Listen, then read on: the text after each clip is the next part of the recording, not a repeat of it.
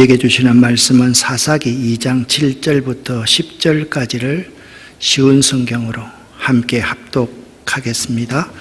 이스라엘 백성은 여호수아가 살아있는 동안 여호와를 섬겼고 장로들이 살아있는 동안에도 계속해서 여호와를 섬겼습니다. 이 장로들은 모두 여호와께서 이스라엘을 위해 하신 큰 일을 본 사람들이었습니다. 여호와의 종인 눈의 아들 여호수아는 110세에 죽었습니다. 이스라엘 사람들은 여호수아를 그가 나누어 받은 땅 딥낫 헤레스에 묻어 주었습니다. 딥낫 헤레스는 가하스산 북쪽의 에브라임 산지에 있습니다.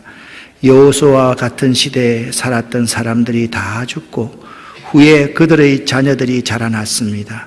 그 자녀들은 여호와를 알지 못했으며 여호와께서 이스라엘을 위해 어떤 일을 하셨는지도 알지 못했습니다. 아멘.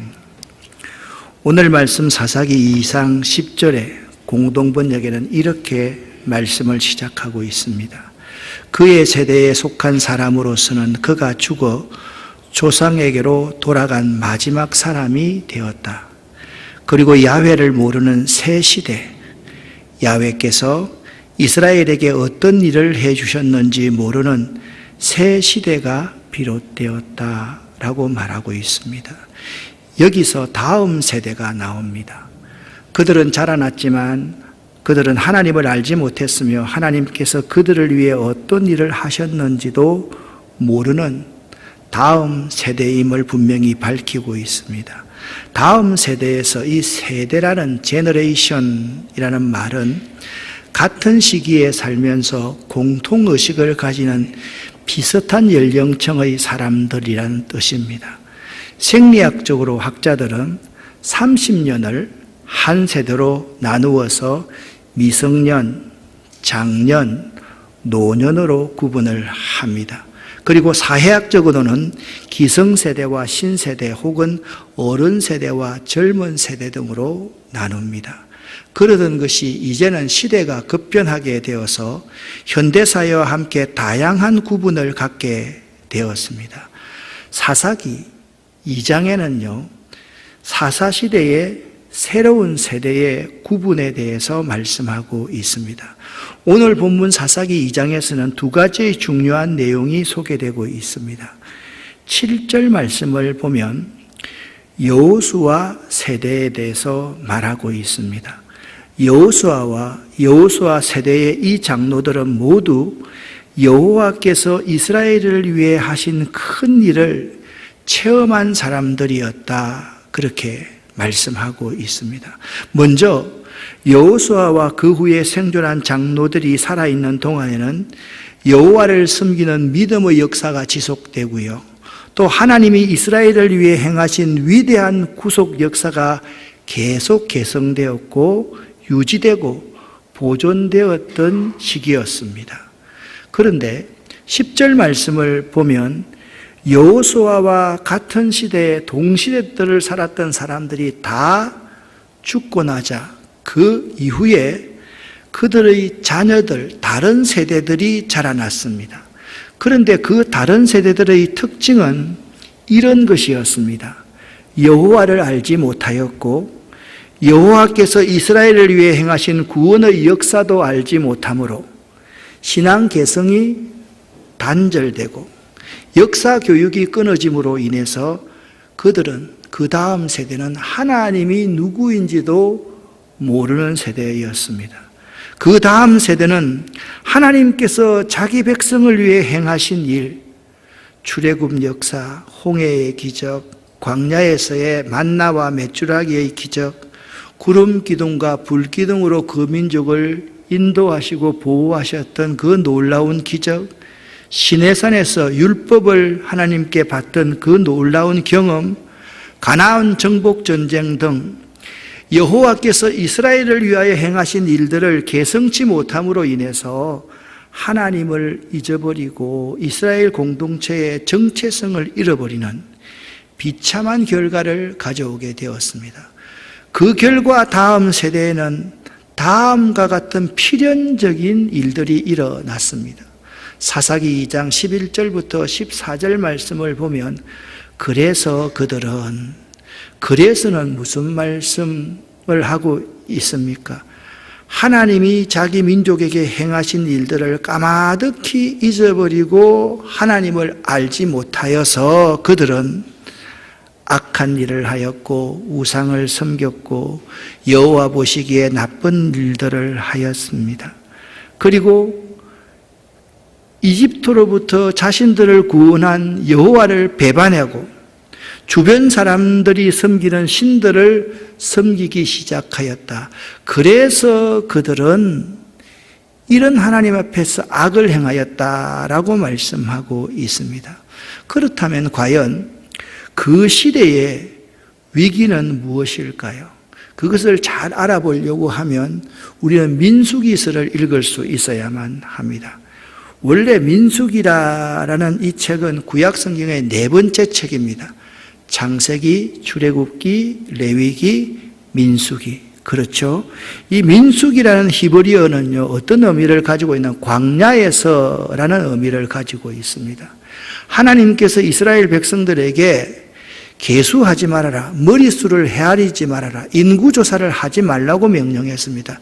그 명령의 근본은 무엇인가 하면 나만 의지하고 살아야지 사람의 힘을 의지하지 말아라, 그런 뜻이었는데 공식적으로 이스라엘 백성이 광야에서 인구를 계수하기 시작했습니다. 그때가 모세 때였고 또 한 번이 모세 이후에 여호수아의 시기였는데 민수기 1장과 26장 2번씩이나 이스라엘이 인구를 계수합니다. 민수기 26장 말씀을 보면 모세 시대에 대해서 말씀하고 있습니다. 모세 시대의 사람들이 하나님께 불순종함으로 말미암아서 하나님께서 그 시대 사람들에게 반드시 광야에서 죽으리라 하셨기 때문에 그들이 광야에서 다 엎드려 죽은 세대가 모세의 세대였다라고 말씀하고 있습니다. 그런데 1장에 나온 인구조사와 26장의 인구조사를 읽어보면요, 표면적으로는 너무 비슷해 보입니다. 그래서 어떤 사람은 이렇게 생각합니다. 아니, 똑같은 내용을 왜 이렇게 2번씩이나 이름 계속 장황하게 이렇게 기록해 놓았지? 한 번만 하고 말지. 그러나 그 인구조사의 내용을 자세히 들여다보면 매우 큰 차이가 있습니다. 저는 환경운동을 하니까 농사를 짓지 않습니까? 어느 정도의 차이인가 하면 포크레인지를 하는 거하고 삽질하는 정도의 차이가 1장과 26장의 차이입니다. 조화를 앞에 놔두는 것과 생활을 놔두는 것처럼 큰 차이가 1장과 26장의 차이임을 알아야만 합니다. 이들은요, 요단강 곁 모압 평지에서 이스라엘 자손의 인구를 조사할 때에 그들이 그 인구 가운데 등록시킨 사람들이 민수기 1장 인구조사에서 많은 사람들, 모세와 함께 한 사람을 등록시켰는데 지금 26장에서 인구조사를 할 때는 그 시대의 사람들이 단 한 명도 들어있지 않았다라고 이야기를 합니다. 왜냐하면 그들이 불순종함으로 말미암아 광야에서 반드시 죽을 것이라고 하나님께서 말씀하셨기 때문에 모세 시대의 모든 사람들은 다 광야가 그들의 목적지였습니다. 그들은 거기서 다 죽었습니다. 단 예외가 있었습니다. 여분네의 아들 갈렙과 눈의 아들 여호수아를 제외하고는 모두가 다 광야에서 엎드려서 죽게 되었습니다. 그러니까 첫 번째 인구조사는 엣세대에 관한 것으로 불순종했던 모세의 세대로 이들은 엄한 심판 아래 있던 세대이며 반면 26장의 두 번째 인구조사는 새로운 세대입니다. 그들은 순종적이었고 새로운 땅에 들어가는 세대를 말합니다. 이 두 세대를 대조해서 설명하고 있는데 두 세대를 나누는 기준이 있었습니다. 두 세대를 확연히 나누는 기준은 하나님의 말씀에 대한 순종입니다. 모세의 세대는요, 실패한 세대이고 여호수아의 세대는 신실한 세대였습니다. 모세의 세대는 불순종의 세대였고 여호수아의 세대는 순종의 세대였습니다. 모세의 세대는요, 자신들의 최종 목적지가 광야의 죽음의 세대이고 여호수아의 세대는 자신들의 최종 목적지가 젖과 꿀이 흐르는 가나안 땅인 생명의 세대, 창조의 세대였습니다. 이처럼 세대의 구분의 기준이 시대에 따라서 다릅니다. 모세가 계수할 때 모세가요 현 세대였고 여호수아가 다음 세대였습니다. 여호수아를 중심으로 해서 모세가 죽을 즈음에 계수를 할 때는 여호수아가 현 세대이고 여호수아의 후손들이 다음 세대였습니다. 그러니까 민수기는요 모세의 세대와 여호수아의 세대로만 구분했는데 사사기로 들어가면 이제 여호수아의 세대와 그 다음 세대로 구분되고 있다라는 것입니다. 제가 여러분에게 설교 시간에 이런 학문적인 것을 말하려고 하는 것이 아닙니다. 여기서 제가 언급하고 싶은 내용은 이것입니다. 2차 인구조사에서 남자의 수가요 1차 인구조사보다 1820명이 더 적었습니다. 이것은요 그 시대로서는 엄청난 숫자였습니다. 그런데 비록 전쟁을 수행할 수 있는 남자의 수가 1820명 줄었다 하더라도 그것이 이스라엘에게 큰 위기가 아니었고 이스라엘 신앙의 위기도 아니었고 이스라엘 백성들의 삶의 위기도 아니었다라는 것입니다. 오늘날 교인의 수가 감소하는 것에 대해 많은 전문가들이 통계를 근거로서 진단을 하고 기독교와 교회의 위기라고들 말들을 합니다. 맞습니다. 교회와 교인의 수가 줄고 있는 것은 한국교회가 쇠락의 길로 걸어가고 있다는 증표이고 분명 위기인 것은 틀림이 없습니다. 그러나 말입니다. 정작 위기 중의 위기는 숫자의 위기가 아닙니다. 기독교와 교회 공동생의 정체성의 위기이며 신자들의 신앙의 위기가 정작 위기 중에 위기일 수가 있다라는 것입니다. 무슨 말씀인가 하면 하나님의 말씀에 순종하지 않는 기독교인들의 삶의 위기입니다. 하나님의 뜻이 아니라 자신의 뜻대로 신앙생활하고자 하는 본질의 위기인 것입니다. 이스라엘의 지도자들은요 한 번도 숫자 때문에 위기의식을 느끼지 않았습니다. 사람이 줄어들었다고 해서 위기다라는 말을 한 번도 해본 적이 없다라는 말씀입니다. 그들은 1820명 때문에 위기의식을 결코 느끼지 않았던 것입니다. 그들이 정말 두려워한 것은 이스라엘의 생명의 주인이신 창조주 하나님, 애굽의 바로로부터 자신들을 구원하시고 광야의 길로 자신들을 인도하신 참 신이신 하나님의 말씀에 순종하지 않던 이스라엘 백성들의 교만을 두려워했던 것입니다. 이것이 두 번에 걸친 인구조사에서 얻을 수 있는 값진 교훈입니다. 이 사실들을요 우리가 공감하고 도전받아야만 합니다. 다음 세대를 세우자. 맞습니다. 다음 세대를 세워야만 합니다. 그런데 우리들은 이렇게 생각합니다. 우리는 문제가 없고 다음 세대가 문제야. 왜 다음 세대를 못 세워놓은 거지? 라고 비판할 수가 있습니다. 그것이 문제가 아니라 다음 세대가 문제가 아니라 우리들이 문제라는 것입니다. 제가 한 교회에 있을 때 당회를 할 때마다 장로님들께서 아이들이 어른들에게 인사를 안 한다고 비판을 하는 겁니다. 그래서 제가 기독교 교육학을 전공했기 때문에 책임을 느꼈습니다. 아침 7시부터 교회 앞에 서서 아이들에게 90도로 인사하기 시작했습니다. 처음에는요, 그게 목동이었기 때문에 아이들이 저보고 약간 좀 맛이 간 것처럼 생각하더라고요. 인사하니까. 왜냐하면 부모들이 낯선 사람한테는 인사하지 말라고 가르쳤잖아요. 인사를 계속하기 시작했습니다. 어느 날부터 제가 목동의 목마공원, 다른 공원에 가면 그 큰 아이들이 저한테 와서 그냥 안기기 시작하고 인사하기를 시작했습니다. 아이들이 인사하지 않는 것이 문제가 아니라 어른들이 낯설게 대하기 때문에 아이들이 인사하지 않는 것입니다. 우리들의 정체성의 위기, 우리 교회의 정체성의 위기, 우리 신앙의 위기가 더 큰 문제이지 다음 세대를 세우지 않는 그 다음 세대가 문제가 아니라는 것입니다.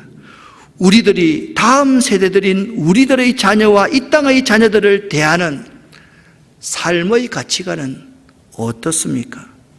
여러분이 다음 세대를 대하는 믿음의 가치관을 한번 살펴보자는 것입니다. 여러분은, 그리고 저는 하나님 제일주의로, 신본주의로 살아가고 있습니까?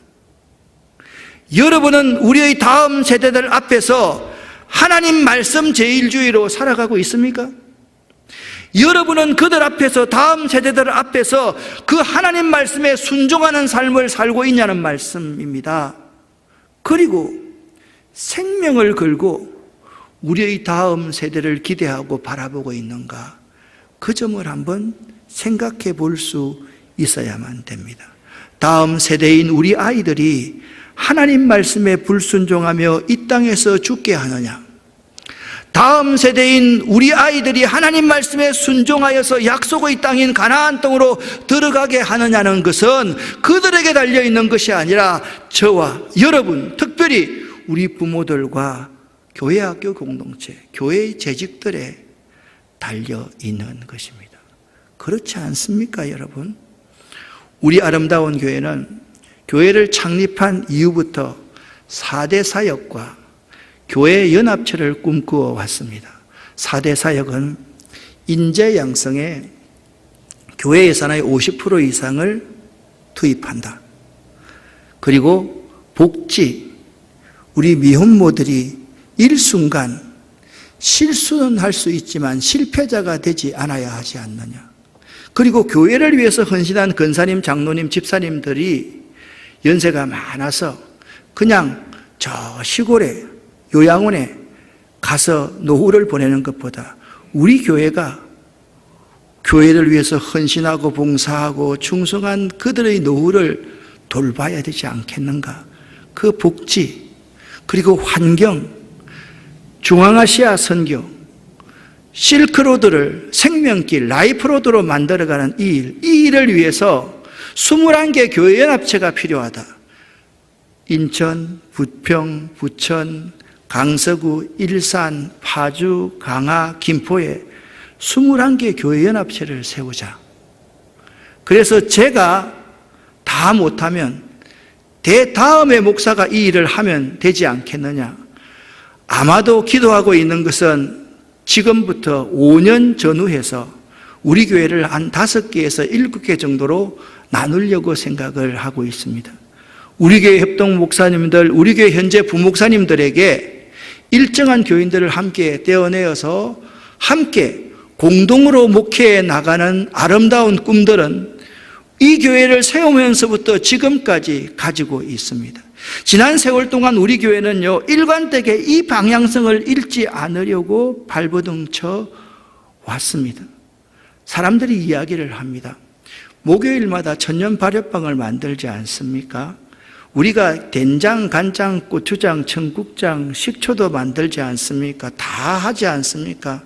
사람들 중에서 제가 제빵을 열심히 한 사람들이 저한테 와가지고 빵은 이렇게 만드는 거예요 라고 말을 하면 그 앞에서 예, 잘 알겠습니다 하고 나서 저는 제가 개발한 레시피 가지고 그대로 해나갑니다. 왜냐하면 우리는 제가 제빵을 하는 것이 아니라 사람들의 건강을 생각하는 먹거리를 만드는 일을 하기 때문에 그렇습니다. 그들은 맛을 먼저 추구하지만 우리는 건강을 먼저 생각을 합니다. 그들은 이익을 먼저 생각하지만 우리는 그냥 나누고 베푸는 것을 지향하기 때문에 우리가 할 수 있는 일이 따로 있고 그들이 할 수 있는 일이 따로 있습니다. 우리가 가지고 있는 이 방향성이 있지 않습니까? 이 방향성을 어느 누구가 이 일을 잘한다고 해서 우리 교회 공동체의 원리가 아니라 이 사람에게 다 맡겨버리면, 이 사람이 그만두고 이 사람이 다른 교회를 가버리면 이 일은 끝나버리라는 것입니다. 그래서 우리 교회 공동체가 함께 해 나갈 수 있는 방향성, 레시피를 그대로 개성하고 발전시키려고 노력해 가고 있습니다. 이제부터가 중요합니다. 인재 양성, 복지, 환경, 중아시아 선교, 그리고 21개 교회 연합체. 사람들 가운데 저를 보고 참 목사님 독특하다, 독하다 그렇게 말하는 사람이 있습니다. 우리 교회가 이 지역에 온 지 6년밖에 안 되는 당대의 교회이기 때문에 이 방향성이 조금이라도 흐트러지면 우리 교회의 정체성은 앞으로 전혀 다른, 초심을 잃어버린 다른 방향으로 갈 수밖에 없기 때문에 저는 하나님이 주신 이 원칙을 지켜나가려고 노력합니다. 사랑하는 여러분, 목회를 하면서, 우리가 신앙생활을 하면서 이 부담되는 일을 먼저 누가 자발적으로 하겠습니까, 여러분? 목회하기도 힘든데 어떻게 환경운동을 하고 닭을 키우고 어떻게 농사를 하고 다 이런 일을 하겠습니까? 쉽지 않습니다. 손해되는 것은 뻔하고요. 엄청난 대가를 지불해야 할 일을 누가 먼저, 누가 자발적으로 하겠는가 말씀입니다. 사실 현 세대와 다음 세대의 분리, 그 경계점은요, 나이가 아닙니다. 문화가 아닙니다. 시간이 아닙니다. 하나님의 말씀에 순종하는 세대인가 아닌가의 문제인 것입니다.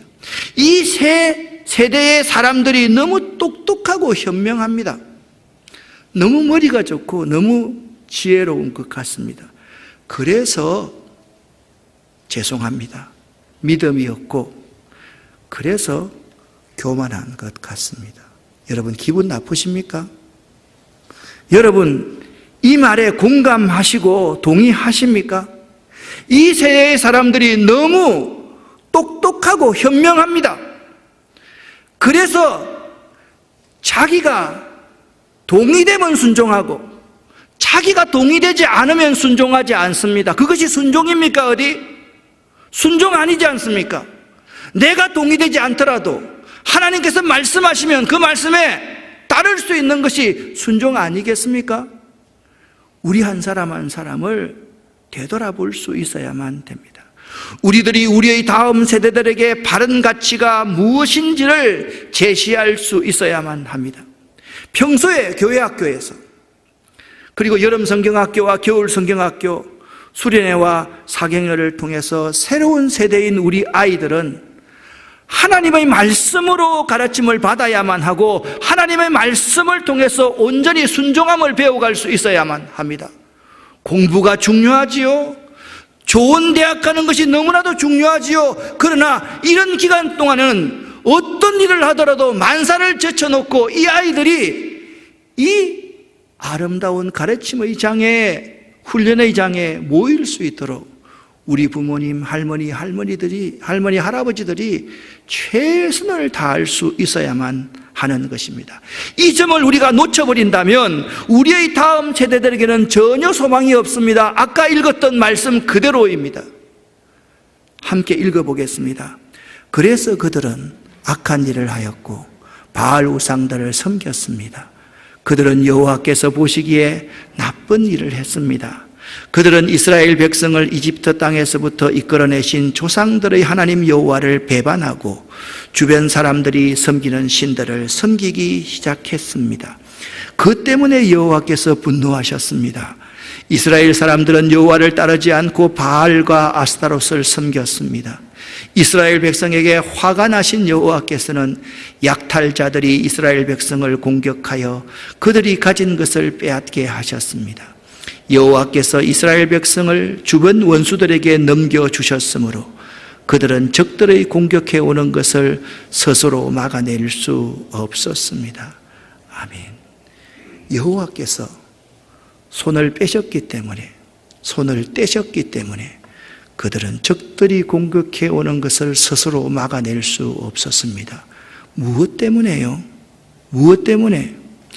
그들이 하나님을 알지 못하였고, 그들이 하나님께서 자기 백성들에게 하셨던 그 놀라운 일들을 잊어버리고 하나님을 모르고 있었기 때문에 그렇습니다. 사랑하는 아름다운 교회 성도 여러분, 무엇이 문제라고 생각하십니까? 숫자가 위기가 아닙니다. 1820명의 싸움에 나갈 만한 장정이 줄어든 것이 위기가 아니라는 것입니다. 한국교회 교인들이 30% 40% 코로나 팬데믹을 통해서 줄어든 것이 문제가 위기가 아니라는 것입니다. 무엇이 위기입니까? 신앙의 정체성의 위기이고 우리들의 인본주의가 위기인 것입니다. 우리들이 하나님을 따라 살아가지 않고 내 지식과 경험으로 살아가기 때문이다. 이것이 우리의 위기인 것입니다. 사사시대는 믿음의 암흑기입니다. 영적으로 가장 어두운 때, 유일신 신앙이 무너지고 종교다원주의가 유입되고 믿음이 다음 세대로 개성 안 되었습니다. 그래서 하나님 목전에서 악을 행하고 그들을 인도하신 하나님을 배반하고 주변 나라들의 각종 우상들을 숭배하고 그들을 본받기 위해서 애썼던 그 시대가 사사시대요. 지금 이 시대가 신사사시대인 것입니다. 결과 주변 나라들로부터 지배받아 억압과 착취를 당하고 숨어서 살며 고통이 심하여 살려달라고 부르짖고, 살려달라고 그 백성이 부르짖으면 하나님께서 또 살려주시고, 살려주면 또 하나님 앞에서 죄를 짓고, 죄를 지으면 또 고통을 당하고, 또 부르짖으면 하나님께서 살려주시는 이런 악순환의 고리가 끊임없이 반복되는 것이 사사시대의 특징이요, 신사사시대의 특징인 것입니다. 결국에는 사사시대 말에는 개인주의로 인해서 민족 통합이 안 되고 동족 상장으로 서로가 서로를 불신하는 끔찍한 전쟁이 이스라엘 12지파 가운데 일어났습니다. 레위인이요, 첩을 취하게 되고요, 그 첩이 욕보여서 죽게 되자 그 첩의 시체를 12조각 내어가지고 각 지파에 보내어버립니다. 그래서 서로가 서로를 증오하고 미워하여서 하나님의 백성들이 서로에게 칼을 겨누면서 잔인하게 살육을 하는 그 시대의 사람들이 사사시대의 사람들이었습니다. 음행과 망령된 일이 자행되고 심각한 기근으로 경제위기에 직면하는 등 그 어느 것 하나 희망이 보이지 않던 시대가 되고야 말았습니다. 오늘날 우리 시대를 말하고 있는 것 같지 않습니까? 그 어느 것 하나 희망이 보이지 않는 시대입니다. 여러분, 무관심해서는 안 됩니다. 그 아이를 죽여서 감옥에 있는 그 부부가 그리스도인이라는 거 여러분 아십니까? 수없는 잘못을 자행하는 그 사람들이 우리 그리스도인들이 많이 있다는 사실을 여러분 아십니까? 그러한 사사시대와 지금 이 시대와 과연 무엇이 다를까요? 이런 끔찍한 결과가 무엇 때문일까요? 그 원인이 어디서부터 시작되었을까요? 그것은 바로 현 시대의 사람들, 여러분과 저의 신앙의 정체성의 위기, 그리고 다음 세대를 세우는 일 실패에서 기인된 것입니다. 이제 우리들은요, 이 시점에서 자신을 되돌아보는 사람이 되어야만 합니다. 여러분과 제가 함께 고린도후서 13장 5절을 공동 번역으로 읽어보겠습니다. 여러분은 자기의 믿음을 제대로 지키고 있는지 스스로 살피고 따져보십시오. 여러분은 그리스도 예수께서 여러분과 함께 계시다는 것을 깨닫고 계십니까? 만일 깨닫지 못하신다면 여러분은 그리스도인으로서 낙제한 것입니다. 여러분, 낙제점 받아보셨습니까? 그리스도 예수를 믿는, 예수 믿는 사람으로서 낙제성이 누군지 아십니까? 여러분은 자기의 믿음을 제대로 지키고 있습니까? 못 지킨다면 낙제생입니다. 여러분은 자기의 믿음을 제대로 지키고 있는지 스스로를 살피고 따지고 있습니까? 따지지 않고 따져보지 않고 신앙생활 하는 사람은 낙제생입니다. 여러분은 예수 그리스도께서 여러분과 함께 계시다는 것을 깨닫고 살아가고 있습니까?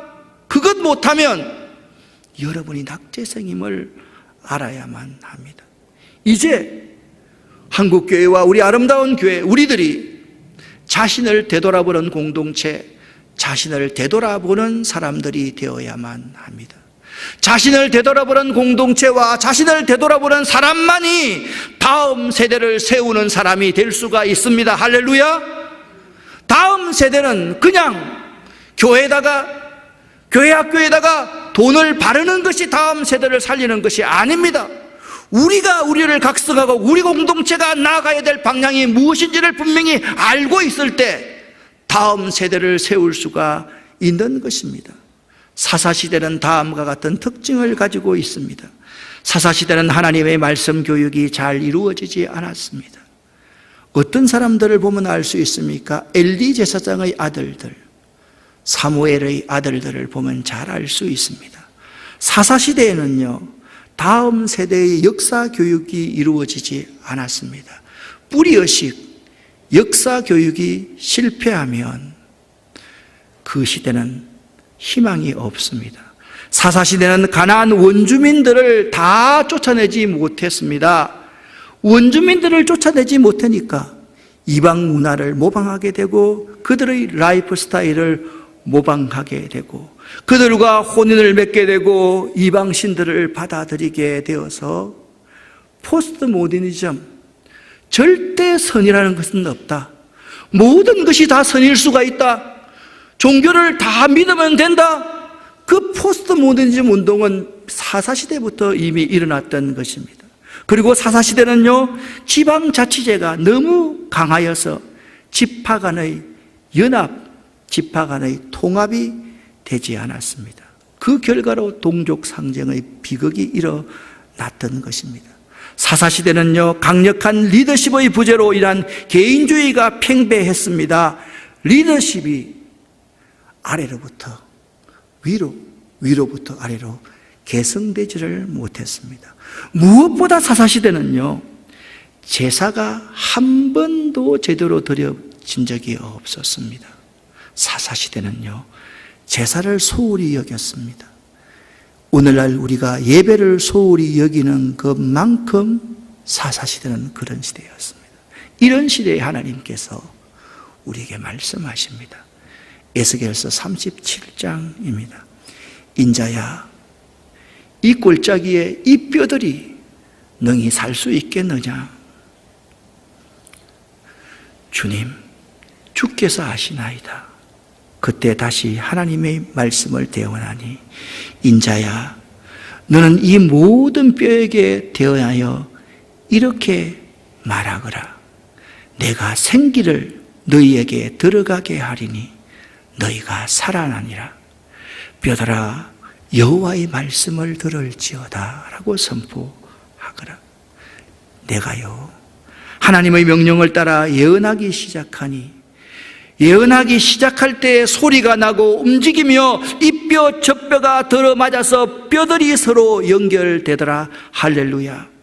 사랑하는 아름다운 교회 성도 여러분, 우리의 신앙의 정체성을 바로하고 다음 세대를 세워가는 것은 하나님의 뜻이요, 하나님의 계획이요, 이 시대의 강력한 하나님의 명령입니다. 다음 세대가 없다면 이 시대에 우리 교회가 무슨 의미가 있겠습니까? 만약 이 사역에 실패한다면 사사시대처럼 한국교회는 물론 여러분의 가정과 이 땅의 내일의 희망도 없어질 거라는 사실을 바로 알고 여러분과 제가 다음 세대를 세우기 위해서 자신을 한번 되돌아볼 수 있는 시간이 될 수 있기를 바랍니다. 너무 똑똑하지 않습니까? 너무 현명하지 않습니까? 그래서 하나님 없이 살아가는 여러분이 혹시나 아닙니까? 하나님 없이 내 힘으로 살아가려고 하지 않습니까? 내 마음에 들면 순종하고 내 마음에 거슬리면 내 뜻대로 하는 것이 여러분과 제가 아닙니까? 그런 사람들이 어떻게 다음 세대를 세울 수 있다는 말입니까? 다음 세대를 세워가는 여러분 될 수 있기를 예수 이름으로 간절히 축원합니다. 기도하겠습니다. 하나님 아버지, 이 위기와 혼돈의 상황 가운데서 교인 수가 30% 40% 주는 것이 위기가 아니라 우리의 신앙의 정체성의 위기, 우리가 하나님을 기억하지 않고 대충 살아가는 것이 위기임을 깨닫게 해주셔서 감사합니다. 하나님, 다음 세대를 세울 수 있는 우리 부모들, 이 아름다운 공동체가 될 수 있기를 원합니다.